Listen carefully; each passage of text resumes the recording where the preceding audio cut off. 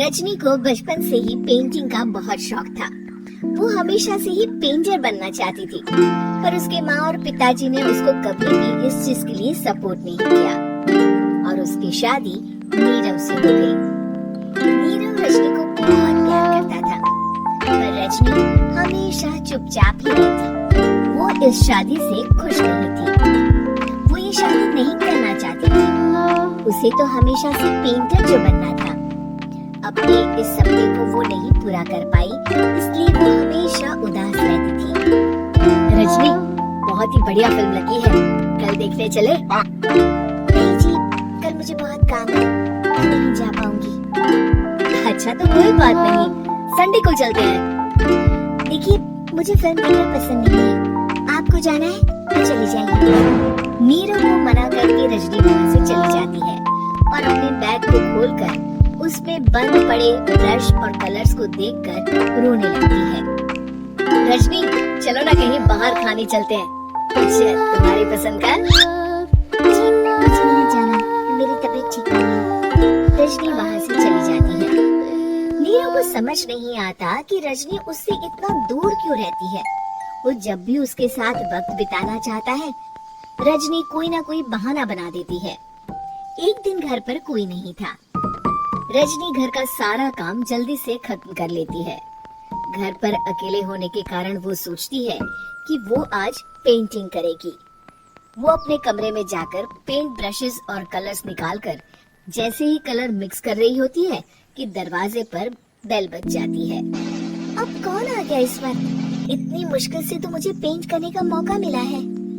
रजनी दरवाजा खोलती है तो उसकी सास अपनी सहेलियों के साथ खड़ी होती है और सब घर के अंदर आ जाते हैं। अरे बहू, सबको शरबत बनाकर पिला दे, बाहर तो बड़ी गर्मी है। जी। रजनी पेंट ना कर पाने से उदास हो जाती है। उसे गुस्सा भी आ रहा होता है कि उसने इस शादी के लिए हाँ क्यों कह दी।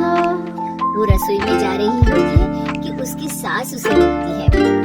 बहू, सबके खाने का भी इंतजाम कर लेना, आज का लंच तो ये सब यही करेगी। हाँ। रजनी बिना कुछ कहे रसोई में चली जाती है। सबके लिए खाना बनाती है। सब खाना खाते हैं और रजनी घड़ी देखती है कि ये सब कब जाएंगे ताकि वो अपनी पेंटिंग कर सके। जब शाम होती है तब सब चले जाते हैं रोटी खाने। अरे बहू, सब तेरे खाने की तो बहुत तारीफ कर रहे थे, सबको बहुत अच्छा लगा खाना।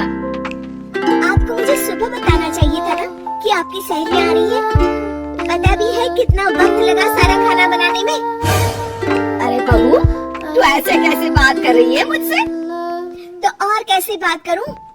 मैं इस घर की कोई नौकरानी नहीं हूँ कि इतना काम करूंगी। रजनी अपने कमरे में जाकर दरवाजा बंद कर लेती है। शाम को जब नीरव आता है तो उसकी माँ उसे पूरी घटना के बारे में बताती है। क्या? रजनी ने आपसे इस तरह बात की माँ? हाँ, और पता नहीं उसे क्या हो गया है, शाम से बाहर भी नहीं आई है। मैंने तो कई बार आवाज दी, खाना भी नहीं खाया उसने। तू ही बात करके देख ले बेटा। नीरव अपने कमरे का दरवाजा खटखटाता है। रजनी, दरवाजा खोलो, मैं हूँ। रजनी दरवाजा खोलती है और फिर वापस जाकर अपने बिस्तर पर लेट जाती है।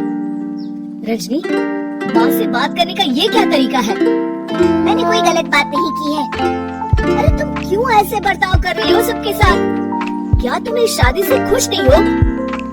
रजनी कुछ नहीं बोलती। अरे बताओ मुझे रजनी, क्या ये शादी तुम्हारी मर्जी के खिलाफ हुई है?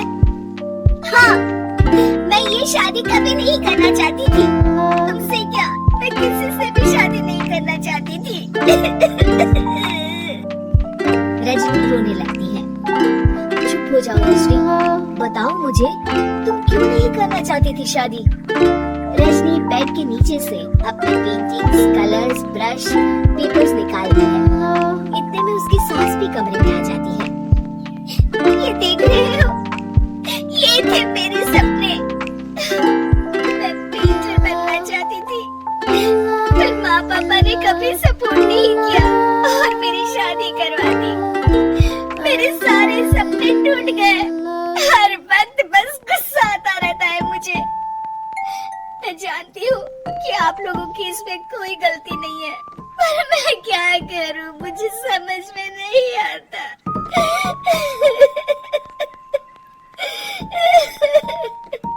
रजनी फूट फूट कर रोने लगती है।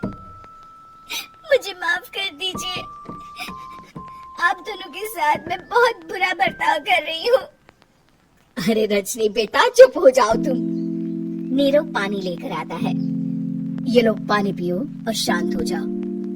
रजनी पानी पीती है और उसकी सास पेंटिंग्स देख रही होती है। अरे नीरव, हमें तो पता ही नहीं था कि हमारी बहू कलाकार है। अरे कितनी अच्छी पेंटिंग्स बनाई है, देखो तो। ये वाली तो मैं अपने कमरे में ले जाऊंगी। आपको ये पेंटिंग्स अच्छी लगी? अच्छी नहीं, बहुत अच्छी लगी। और तुमने हमें बताया क्यों नहीं? तुम जब चाहे पेंटिंग कर सकती हो रजनी। हम तुम्हारे सपनों को पूरा करने में तुम्हारा पूरा साथ देंगे। हाँ बेटा, हम कला की कद्र करते हैं। हम कलाकार तो नहीं, पर मुझे गर्व है कि मेरी बहू एक कलाकार है। रजनी, नीरव और सास तीनों हंस पड़ते।